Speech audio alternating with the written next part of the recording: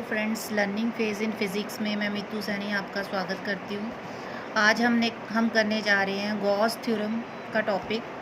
Gauss theorem करने से पहले हमने एक चीज़ पढ़नी है। हमने पढ़नी है एरिया वेक्टर। अभी तक आपने यही पढ़ा हुआ है कि जो एरिया वो एक स्केलर क्वांटिटी है, बट आज हम क्या पढ़ेंगे कि एरिया क्या है, एक वेक्टर क्वांटिटी है। तो एरिया वेक्टर क्वांटिटी कैसे है? फॉर एग्ज़ाम्पल, मेरे पास कोई स्क्वायर है, तो ये मेरे पास स्क्वायर है, तो इसका मुझे एरिया निकालना है। ठीक है, इसको मैंने एक्स वाई प्लेन में रखा हुआ है, तो ये मेरा एक्स प्लेन है, ये मेरा वाई प्लेन है, ये मेरे पास जेड प्लेन है, जेड एक्सिस है। इसको मैंने स्क्वायर को एक्स वाई प्लेन में रखा हुआ है, तो इसकी भी साइड ए है, इसकी भी साइड ए है।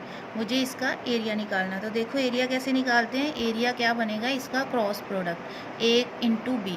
हम लिखते हैं A square side into side, तो that is A cross A. तो जो एरिया होता है, area is the cross product of A. तो आपको पता है जो क्रॉस प्रोडक्ट है वो स्केलर प्रोडक्ट नहीं होता, क्रॉस प्रोडक्ट एक वेक्टर प्रोडक्ट होता है। तो आपने 11th में पढ़ा हुआ है कि जो वेक्टर क्रॉस प्रोडक्ट होता है उसकी कोई ना कोई डायरेक्शन होती है। इसका मतलब जो एरिया है ये हमारा वेक्टर क्वांटिटी है। तो देखो हम कैसे निकाल लेंगे। ए क्रॉस ए करना है, तो एरिया कैसे निकलेगा, इसका area is equal to cross product को हम ओपन करेंगे तो ये बनेगा A into A, that is A square into sine of. Cross product में साइन होता है, साइन ऑफ इन दोनों के बीच का एंगल, दैट इज़ 90 डिग्री। तो 90 डिग्री, तो area is equal to sine 90 is 1, that is area is equal to A square. अब आपको पता है जब भी हम क्रॉस प्रोडक्ट निकालते हैं तो उसकी कोई ना कोई डायरेक्शन होती है, आपने किया हुआ है। C vector is equal to A vector cross B vector. तो जब हम इसको खोलते हैं तो ये बनता है A B sine theta. Theta is the angle between A and B, और साथ में इसके साथ एन कैप होता है। This is the direction of this C vector. इसका मतलब इस एरिया की भी कोई ना कोई डायरेक्शन होगी।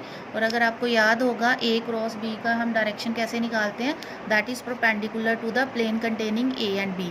तो ये जो हमारा स्क्वायर है ये एक्स वाई प्लेन में है, तो इसके परपेंडिकुलर वाली हमारी कौन सा प्लेन बन रहा है, दिस जेड प्लेन।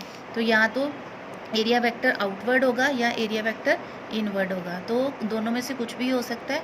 तो आउटवर्ड भी हो सकता है, इनवर्ड भी हो सकता है। तो इसलिए जो एरिया है वो एक वेक्टर क्वांटिटी है, वो स्केलर क्वांटिटी नहीं है। तो जो अब तक हम पढ़ते आ रहे थे कि एरिया जो स्केलर होता है, अब हमने क्या पढ़ लिया कि एरिया एक वेक्टर क्वांटिटी है। तो देखो जैसे मेरे पास ये सरफेस है, तो इसका अगर मुझे एरिया वेक्टर की डायरेक्शन बतानी है इस नोटबुक पे, तो that is radially outward. Outward इसकी डायरेक्शन होगी। तो अगर तो 2 डायमेंशनल कोई हमारे पास ऑब्जेक्ट है, 2D ऑब्जेक्ट है, तो आपकी डायरेक्शन कुछ भी हो सकती है।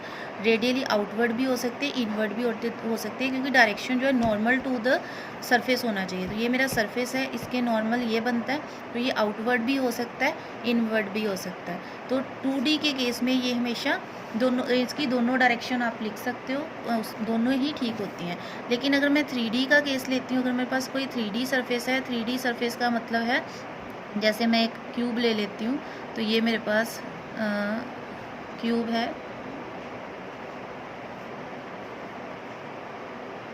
तो ये अब क्लोज्ड है, क्लोज्ड क्यूब है। तो क्लोज्ड क्यूब के हमने अब ये जैसे ये वाला सरफेस है, तो इसके सरफेस के ऊपर अगर मुझे एरिया वेक्टर लेना, तो दिस इज़ रेडियली आउटवर्ड, तो इसकी आउटवर्ड डायरेक्शन आएगी। इनवर्ड वाली हमने डायरेक्शन नहीं लेनी होती। किस केस में, 3D क्लोज्ड सरफेस के केस में हमने इनवर्ड वाली डायरेक्शन नहीं लेनी, हमने सिर्फ आउटवर्ड वाली डायरेक्शन लेनी है। 2D के केस में हम दोनों ले सकते हैं, इनवर्ड भी ले सकते हैं, आउटवर्ड भी ले सकते हैं। अब जैसे अगर मैं इसे इस सरफेस के ऊपर मैंने एरिया की डायरेक्शन देखनी है, that should be normal to the surface, तो रेडियली आउटवर्ड, तो ये हमारा आउटवर्ड डायरेक्शन आ जाएगी। इस सरफेस के ऊपर अगर आपने देखनी है, तो ये हमारी जो है एरिया वेक्टर की डायरेक्शन आएगी। अगर इस डायरेक्शन में देखना है, तो ये हमारी एरिया वेक्टर की डायरेक्शन आएगी। तो 3D के केस में जो हमारी एरिया वेक्टर की डायरेक्शन है, 3D के केस में हमारी एरिया वेक्टर की जो डायरेक्शन है वो हमेशा आउटवर्ड आएगी। ये चीज़ आपने ध्यान रखनी है। तो this is the area vector. इसके बाद हमने पढ़ना है इलेक्ट्रिक फ्लक्स। इलेक्ट्रिक फ्लक्स, तो इलेक्ट्रिक फ्लक्स क्या होती है? फ्लक्स मैंने आपको बताया था कि फ्लक्स क्या है, number of electric lines, sorry मैंने फ्लक्स नहीं आपको बताया, मैंने इलेक्ट्रिक लाइंस ऑफ फोर्सेस आपको बताया था।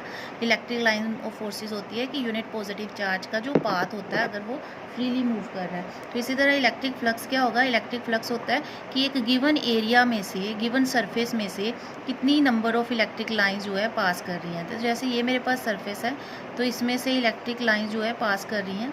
तो ये इलेक्ट्रिक लाइंस ऑफ फोर्सेस जो है पास कर रही हैं।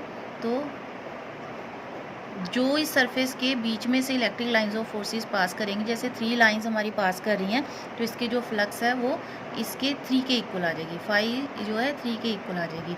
अब देखो जितनी हमारी नंबर ऑफ़ लाइंस जो हैं इसमें से पास करेंगी उतनी ज़्यादा फ्लक्स होगी। तो जो फाई है that is directly proportional to E electric field, क्योंकि मैंने आपको बताया था जितनी क्लोज़र जो है हमारी इलेक्ट्रिक लाइंस ऑफ फोर्सेस होगी, फील्ड उतना ही ज़्यादा स्ट्रॉन्ग होगा।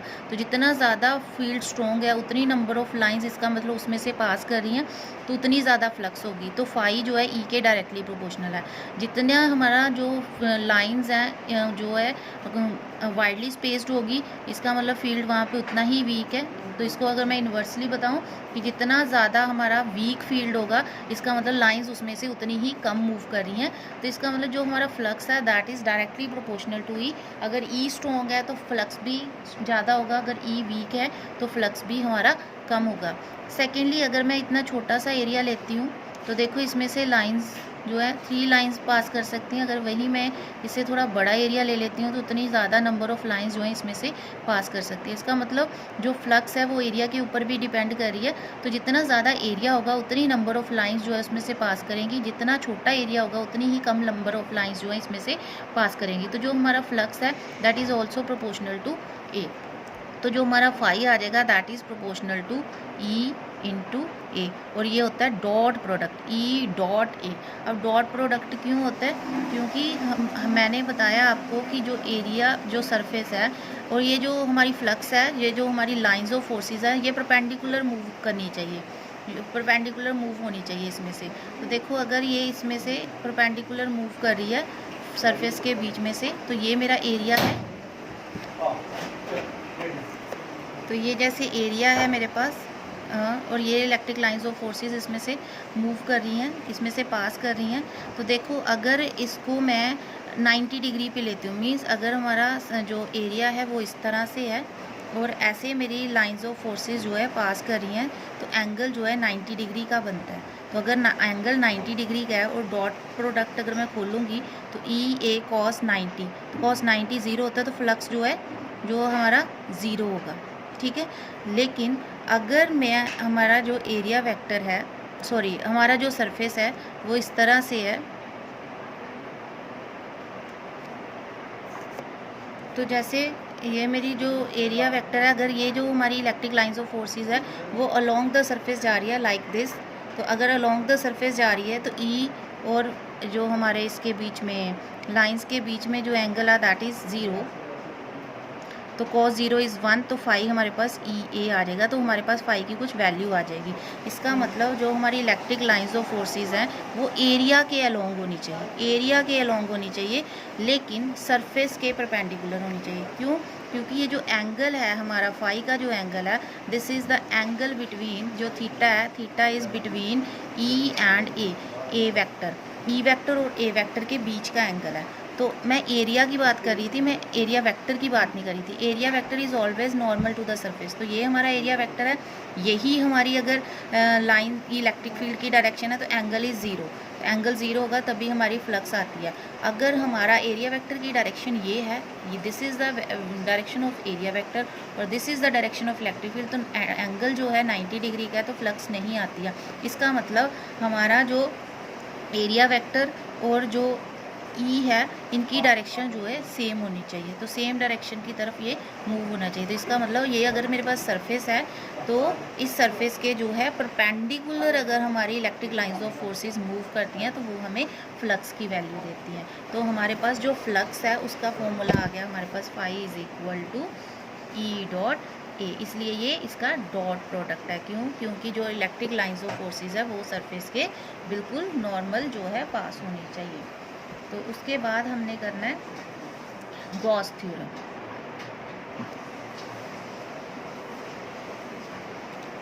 तो what is Gauss theorem? Gauss theorem क्या कहती है? It states that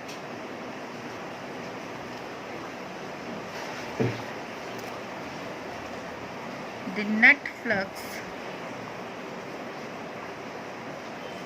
enclosing any surface is equal to 1 by epsilon naught times total charge enclosed that surface. तो this is the statement of Gauss theorem. ये मैं आपको बाद में समझाऊंगी। सबसे पहले मैं इसकी स्टेटमेंट लिख देती हूँ, उसके बाद मैं आपको सारी डेरिवेशन बताऊंगी, फिर पता चलेगा कि इसका मतलब क्या है। तो हमारे पास क्या है, phi is equal to 1 by epsilon net charge enclosing that surface, let Q be the net charge in that surface and phi is equal to Q upon epsilon. और ये इसकी जो हमारे पास डेफिनेशन है। और फाई मैंने आपको बताया this is equal to E dot A, तो मैं इसको ऐसे लिख सकती हूँ, phi is equal to E dot A vector, this is equal to phi and this is equal to Q upon epsilon naught. ये हमारी जो है गॉस थ्योरम की स्टेटमेंट है। इसका प्रूफ देखते हैं। सबसे पहले प्रूफ क्या है हमारे पास, ये हम आपने स्टेटमेंट वैसे लर्न ही करनी है, लेकिन मैं उससे पहले आपको प्रूफ कराऊंगी। सपोज करो ये मेरे पास कोई प्लस क्यू चार्ज है, ठीक है। इस प्लस क्यू चार्ज की वजह से मैंने किसी पॉइंट पी पे इलेक्ट्रिक फील्ड निकालना है।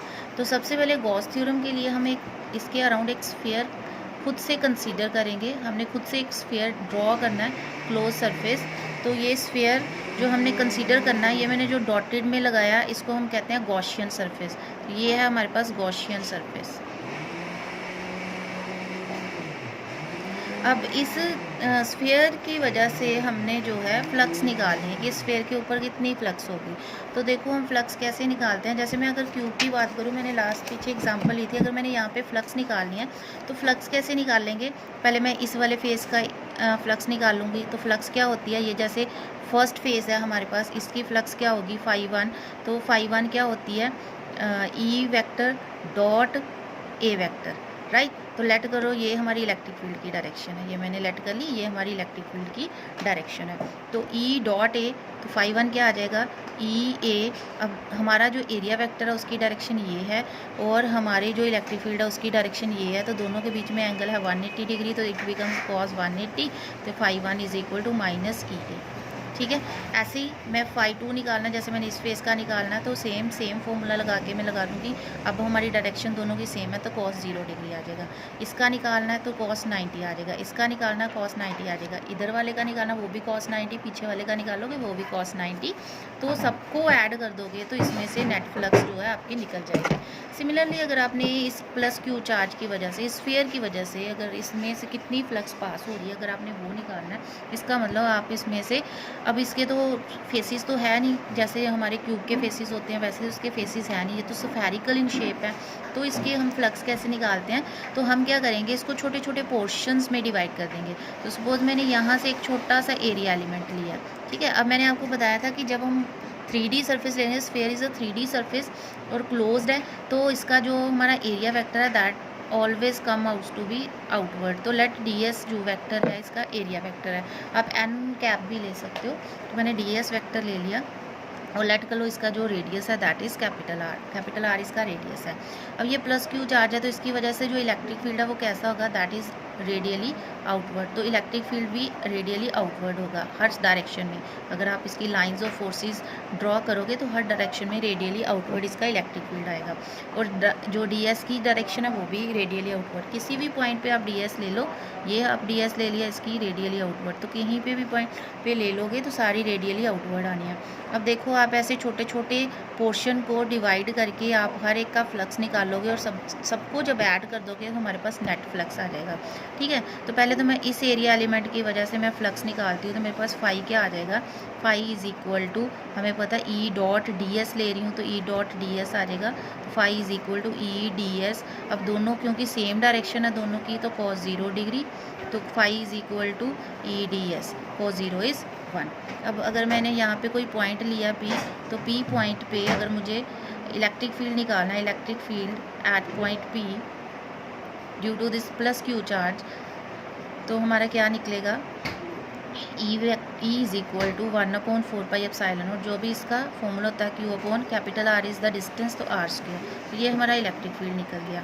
ठीक है, अब ये हमारा जो है निकला है, ये हमारा स्मॉल पोर्शन की वजह से जो है फ्लक्स हमने निकाला था, तो मैं इसको d कर देती हूँ, क्योंकि मैंने स्मॉल पोर्शन की वजह से निकाला। ऐसे ही इसका निकालना, ऐसे इसका निकालेंगे, ऐसे इसका निकालेंगे, तो टोटल जब फ्लक्स निकालना है तो हम क्या कर देंगे, उनको समीशन कर देंगे, मीन्स ऐड कर देंगे, और फिज़िक्स में हम क्या कहते हैं, इंटीग्रेट कर देंगे। तो हमने इसको इंटीग्रेट कर दिया। अब E को हम बाहर निकाल देंगे, क्योंकि E तो कांस्टेंट है, प्लस Q चार्ज की वजह से हर डायरेक्शन में सेम E आ रहा है, तो E तो हमारा कांस्टेंट है, तो ds को हम इंटीग्रेट कर देंगे। और ये क्योंकि ये ds की इंटीग्रेशन का मतलब है ये पूरे स्फीयर का एरिया, और स्फीयर का एरिया होता है 4πr², तो ये हमने पुट कर दिया। तो फाई किसके इक्वल आ जाएगा, E की वैल्यू पुट करो, 1/4πε0 Q/R² इंटू 4πr²। तो 4πr² कैंसिल, तो क्या रह गया, phi is equal to Q/ε0। तो यही हमने बोला था, this is the Gauss theorem. तो what is the statement of Gauss theorem, it states that the net flux, this is net flux enclosing any surface, and any surface के अंदर जो enclose होती है, दैट इज इक्वल टू, किसके इक्वल है, 1/ε times the total charge enclose that surface. कितना charge उसने, नेट कितना चार्ज एनक्लोज किया इस सरफेस के अंदर, जितना भी चार्ज होगा, जैसे मैंने प्लस Q चार्ज लिया सरफेस के अंदर, तो कुछ और चार्ज होगा तो वो ऊपर उतना ही चार्ज आ जाएगा। तो ये हमारा बन जाता है गॉस थ्योरम की स्टेटमेंट। स्टूडेंट्स, अगर आपको ये टॉपिक समझ में आ गया है तो मेरी वीडियो को लाइक ज़रूर करें, इसको शेयर करें, ताकि आपको और अपडेट्स मिलते जाएँ। Thank you.